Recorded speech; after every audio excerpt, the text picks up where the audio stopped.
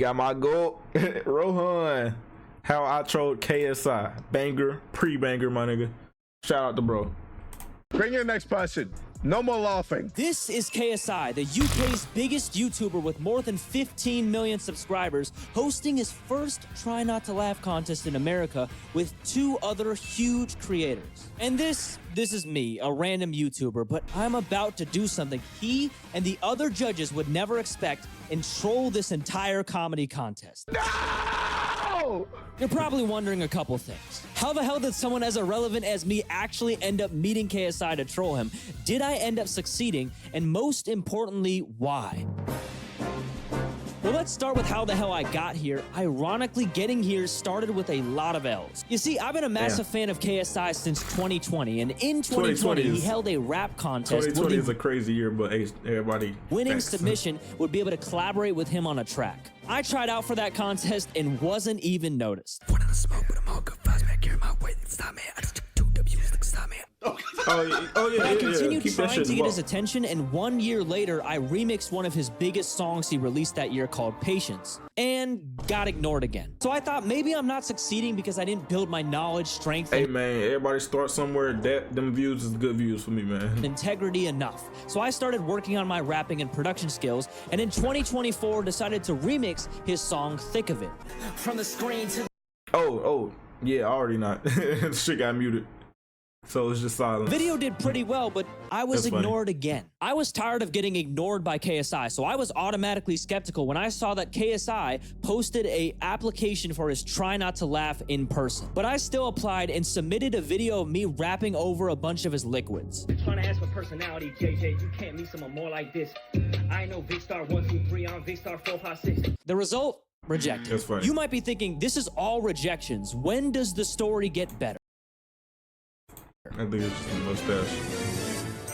Well, a couple weeks later, KSI puts another application on his story for a Try Not to Laugh in LA. Now, I vividly remember I was on my bed when I saw this, and I could not go to LA. I've gotten rejected every single time, but I just did the application again and moved on with my day. But what happened that next Monday was something I never... I'm about to say I never been to LA. I have last January. I went for the first time. Would have expected. This is totally the real KSI, and I need you, Kid Rogan, to bring your talents to my newest video. If you manage to make me laugh, you could win a whoppings 1,000. Don't forget to be in your prime and avoid turning this into a nightmare. I am the nightmare, by the way. That's why I said nightmare. And I beat Tommy Fury in a fight. Okay, that's not exactly what happened. I just got an email from his casting company saying that I made the cut. Now, there were 2 things going on in my mind at this moment. 1, I was freaking out. I couldn't believe this was happening. But 2, I knew if I was gonna do this, I had to do something different. See, I'm not just a guy entering the contest to make KSI laugh. I have a history of trolling creators. So while everyone else's goal was to make KSI laugh so they could get the $1,000 and go on with their day, my goal was a little bit different. I wanted to shock him and leave him saying the golden words. What are the golden words, you may ask? Well, it's not be kind to each other in this case. It is something different because every streamer that I have trolled to this point has said 3 special words. This is crazy. What the fuck? What the fuck? What the fuck? What the fuck? If I could make KSI do the same in genuine bewilderment, then I think we would have officially trolled KSI. But the question is, how the hell would I do something like that? Kid Rogan, no more dilly-dallying. You are clearly in the think of it and you need to do something different. Remember what is tattooed on my ass? Legacy. Make sure to use the knowledge, strength, and integrity inside you to achieve legacy. Don't make this a nightmare. I am the nightmare, by the way. That's why I said nightmare. And I beat Tommy Fury in a fight. I knew that in order to shock KSI and make him say the golden words, I needed to do something truly different. And how do you do something truly different? Well, first you look at what's currently being done, the status quo. So I studied the previous Try Not to Laugh videos and I noticed there were 2 common themes that people would do to tell jokes. A, dark humor, and B, insulting KSI. So I made sure not to do either. Next, I had to look into what makes me unique as a creator and use that to create my special sauce. I know I'm good at making bad music if I wanted to. Last year, I trolled a rap contest making purposely bad music. It is time to bring out the trumpets. Okay.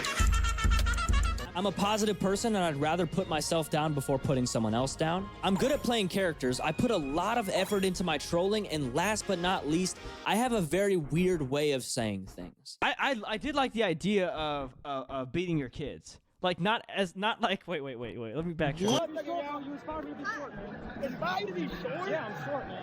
What the fuck? So what if I could combine all of this into one thing? What if I played the character of an energetic KSI boxing fan that made a positive tribute song about him, but it happened to be weirdly worded and garbage with a high-effort performance? Well, the song would be the bad music, and it'd be a song praising KSI, so it'd still be positive. I would also be playing a character, which is rarely done for these Try Not to Laugh challenges. I would have special apparel to make this a high-effort performance. In this case, I got a custom shirt that just doesn't make sense. It has KSI's friend, Cal Freezy's face on it, but it says KSI. And I got boxing gloves because KSI is a boxer. And lastly, the song would be worded weirdly. It is supposed to be about how good KSI is at boxing, but it'd be worded in such a weird way that you start questioning what it's actually about. And as for the details of that, I'm not going to give away too much until the final performance. At this point, I felt like I discovered all the Infinity Stones and brought them all together, but I still had no idea what I was signing up for, and I didn't realize until the final day.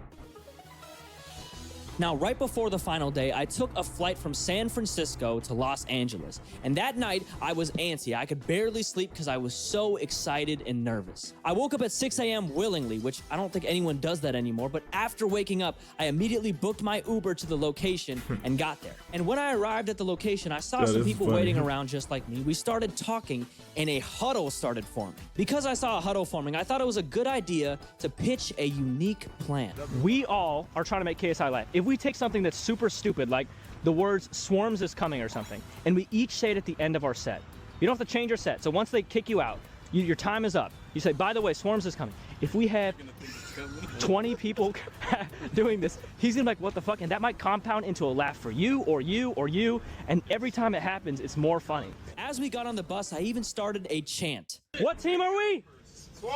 What team are we? Swarm. Who are we gonna make laugh? KSI. Who is the easiest to make laugh? Deji. Who is that? Deji. Who lost to Deji? Swarm. There we go. What team are we? Swarm. There we go. Yeah, this What will we nigga say? is, hey, this nigga is dope. What will we say?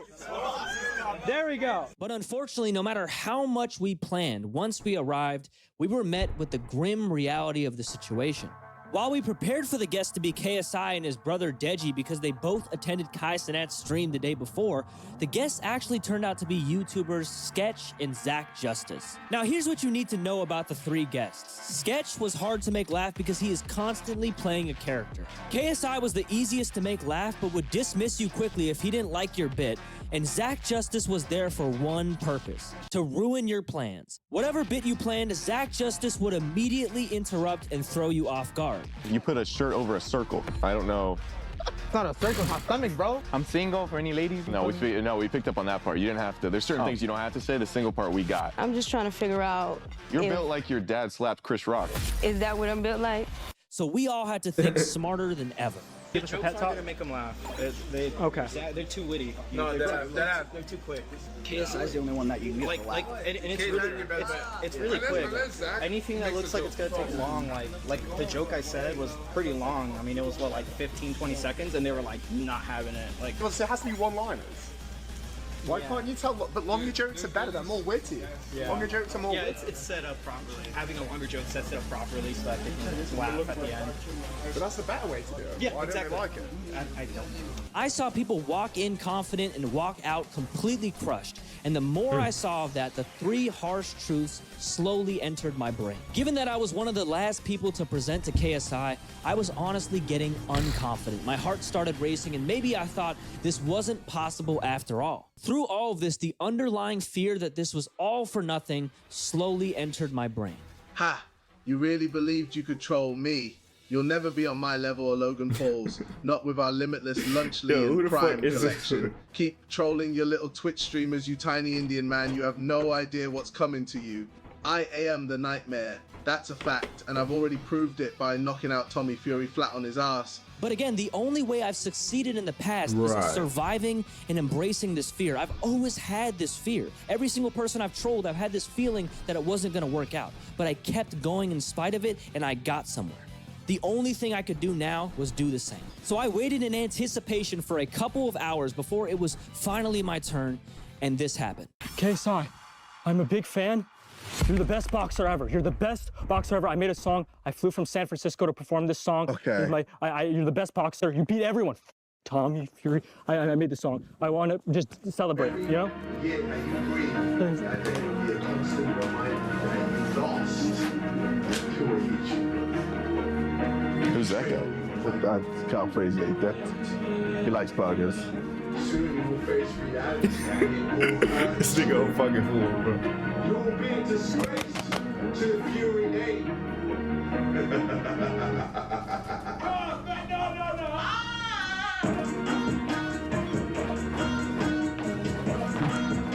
Do you have my gun? Do you have my gun? Why do you say that, bro? He helped him out. I'll grab it. You want it shotgun or you want pistol this time? Steve, take him away before Zach shoots him.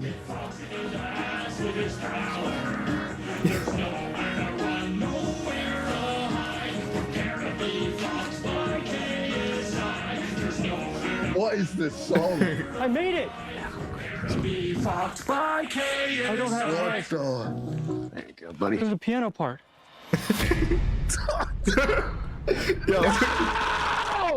He just added the fucking chair. Well done, bro. You got $1,000. Piano part? Shout out my niggas, bro. There's a piano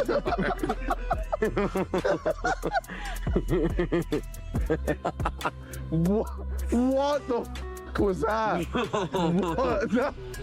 What? Well, that did not go how I thought it would, but it was better than I could ever expect.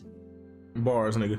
I was not only able to make KSI laugh, I was also able to be included in the video, which half of the people weren't, and make KSI say the infamous golden words. What the f was that? But being in this experience taught me a lot, and I could summarize it in two things. One, have a plan, but you will get punched in the face. Mike Tyson always said everybody has a plan until they get punched in the face, and that's exactly what I felt happened here.